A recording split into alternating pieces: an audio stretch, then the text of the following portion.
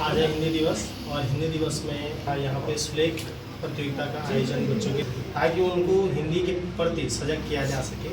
हिंदी भाषा का संवर्धन, उसके विकास और उसके महत्व को बच्चों तक पहुँचाने का ये कार्य किया जाएगा। तो चलते हैं फिर। आज है हिंदी दिवस और हिंदी दिवस पे निबंध प्रतियोगिता हो रही है यहाँ पे, और निबंध प्रतियोगिता में बच्चों के द्वारा हिंदी का महत्व है, हिंदी की आवश्यकता क्यों है, उस पर निबंध लेखन का कार्य चल रहा है।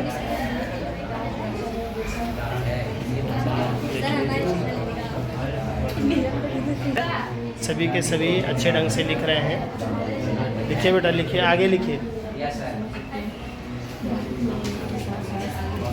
हिंदी दिवस पे निबंध लेखन, निबंध प्रतियोगिता चल रही है।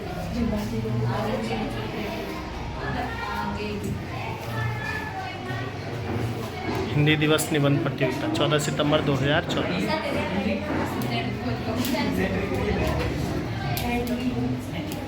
क्लास 10th के स्टूडेंट, क्लास टीचर,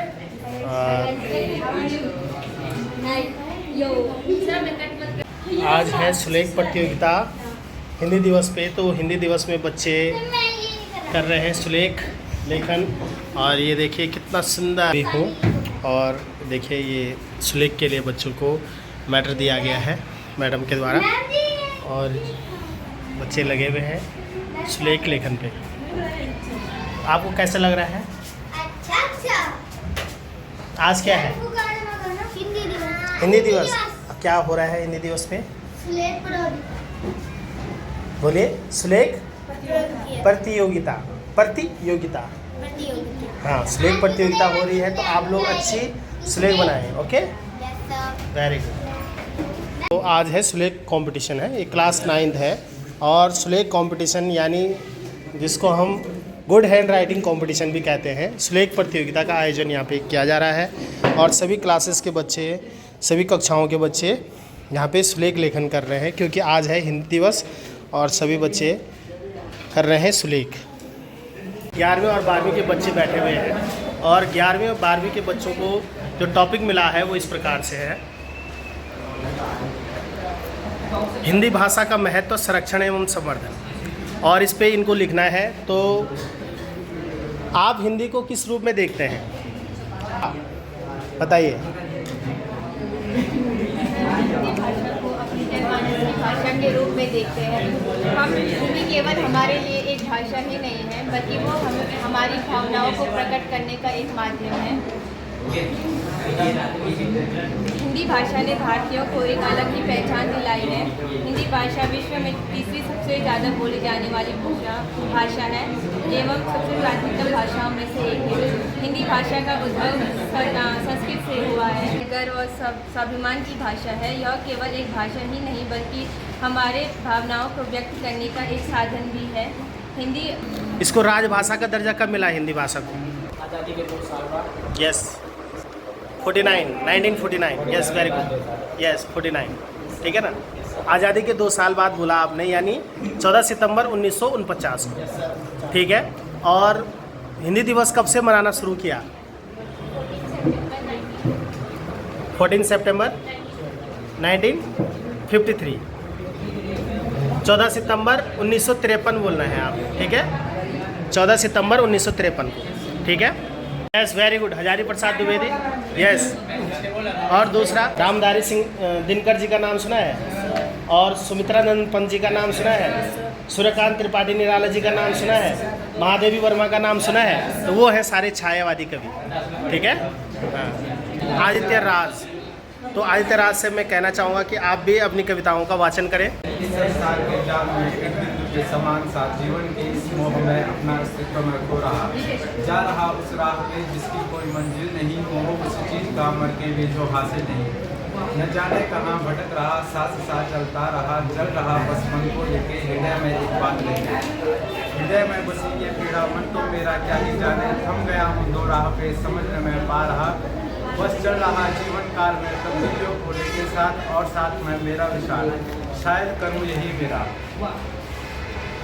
और यही कर्म का फल मेरा, सब कुछ खो बैठा अपना, न रहा कोई सपना मेरा, अब ईश्वर ही ध्यान मेरा। दूसरी कविता। अपनी संस्कृति को नकारा विकास की कतार में, अपनी संस्कृति को ठुकराया पौराणिक के आधार पे, ब्रिटिश संस्कृति को अपनाया विश्व बदला रहन सहन, भगाया इंडिया स्वदेश से, तोड़ा नाता देश से, ईश्वर की भक्ति छोड़ी कर्मकांड से निडर बने, धर्म परिवर्तन किया इन्होंने और प्रभु को छोड़ दिया, किया जो भी मन में आया राजनीति की शक्ति से, और स्वयं को नष्ट किया कलयुग की अंधभक्ति से। स्त्री ने अपनी लाज छोड़ी कलयुग के प्रहार से, पुरुष ने मर्यादा तोड़ी एक स्त्री के आहार पे, सुवासिनी बनी अंगना न रही कोई मृदुभाषिनी, और निर्मम होकर भी खुद को दुर्भगा बतलाया।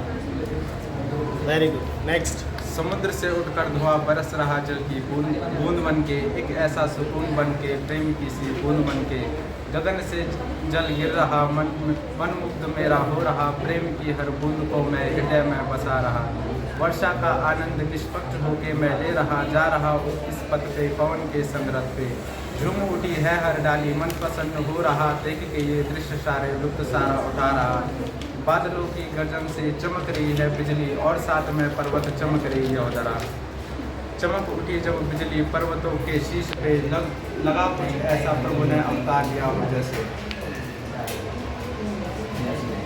आदि नहीं मैं अंत हूँ, कलयुग का एक युग हूँ, सृष्टि का अंत हूँ मैं, पाप का विनाश हूँ, सृष्टि का रचयिता मैं, पृथ्वी का विनाश भी, कर्म का फल हूँ मैं, खुद में ही सफल भी, त्रेता का राम हूँ मैं, द्वापर का श्याम हूँ मैं, पाप का विनाश करने कलयुग का कल्कि मैं, आया हूँ मैं इस युग में पाप का सत्य बताने, कर्म का फल दिखलाने और प्रभु का ज्ञान बताने, आया हूँ अवतार लेके, साथ में कुछ तथ्य लेके, आया हूँ काल बन के, पाप का विनाश बन के, इस कष्टमयी जीवन से तुम्हें मुक्ति दिलाऊंगा, कर्म किए है जो तुमने फल उनका दिलाऊंगा, काल हूँ मैं कलयुग का, काल को रूप में आया हूँ मैं, सृष्टि का रचयिता था विनाशक बन के आया हूँ।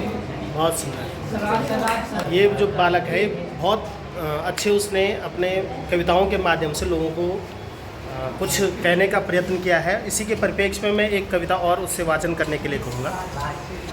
कुछ मुझ में राज है, कुछ तुझ में राज है, कुछ तेरे राज है, कुछ मेरे राज है, मेरी आंखों में राज है, तुम्हारी मृग नयनों में राज है, तुम्हारी सोच में राज है, मेरी लेखनी में राज है, तुम्हारे मन में राज है, मेरे हृदय में राज है, मेरे विचारों में राज है, तुम्हारे कण कण में हैं कुछ राज ऐसे भी जो राज न थे, पर फिर भी वह राज थे, फिर राज है ये बात भी, राज को मैं राज रखता हूँ, राज को मैं साथ रखता हूँ, राज में एक राज रखता हूँ, हर बात में राज रखता हूँ।